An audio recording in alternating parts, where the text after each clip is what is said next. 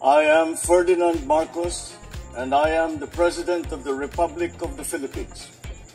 I stand today on behalf of 110 million Filipinos.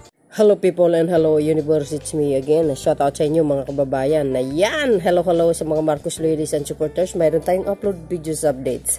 Ayan na, si Secretary Gadon, kahit siya mga kababayan, napansin niya po yung rally dyan na ginagawa ni ex-President Digong na malinaw ay isang destabilization, ano?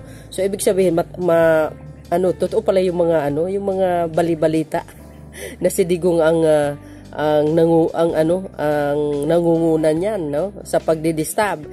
Si Attorney Gadon, mga kababayan, kahit siya napansin niya. So, totoo naman yun.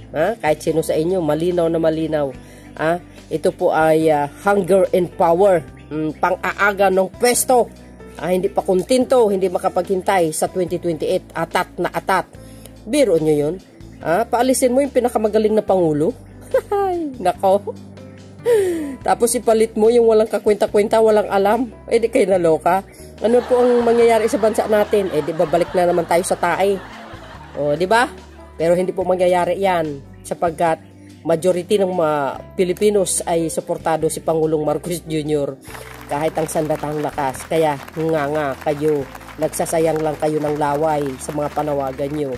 So, sa mga Marcos loyalist vloggers, nako, magpapasalamat tayo sa kanila.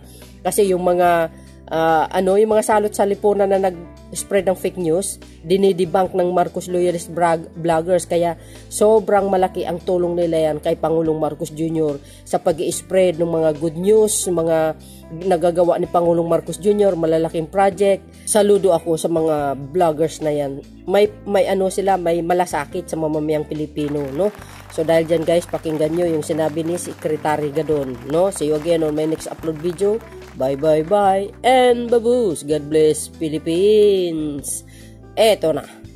Doon naman sa ating mga ibang kababayan, ako ay nananawagan na makiisa sa pagtahat ng mga suliranin ng ating bansa sa kung paano tayo magbangon ng ekonomiya, lalo pa tayo ay galing sa bago ng pandemya, ay sana ay makiisa sa mga hangarin ng administrasyon at sa mga tinatahak na problema.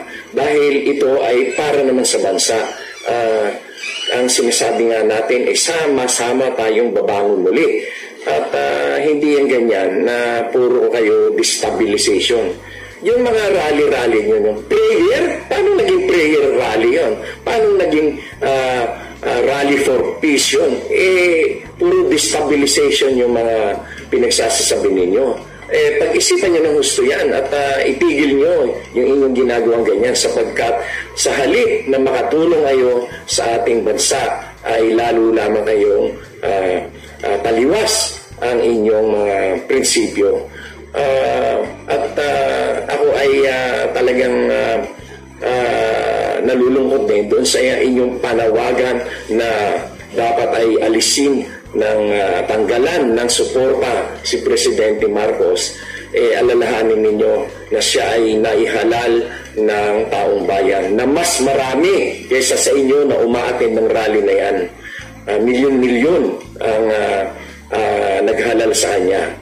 At yung panawagan ninyong mag-resign na iilan lamang kayo ay wala, taliwas talaga sa mga nararapat na pangyayari. Ito ay destabilization, maliwanag na maliwanag. Kaya pag-isipan nyo ng gusto yan sapagkat hindi kayo nakakatulong sa bansa, hindi nakakatuwa. At sana ay pag-isipan nyo yang muli at baguhin nyo ang inyong pamamalakad at ang inyong kaisipan sa bagay na yan. Dapat ay tumulong kayo kung paano natin pag-isahin ang ating mga diwa at ang ating mga plano upang mabangon natin ang ating bansa sa ganitong sitwasyon. Bumubuti ang ating kalakaran, kaya dapat ay patuloy nating tahakin ang pagbabago at ang pagunlad.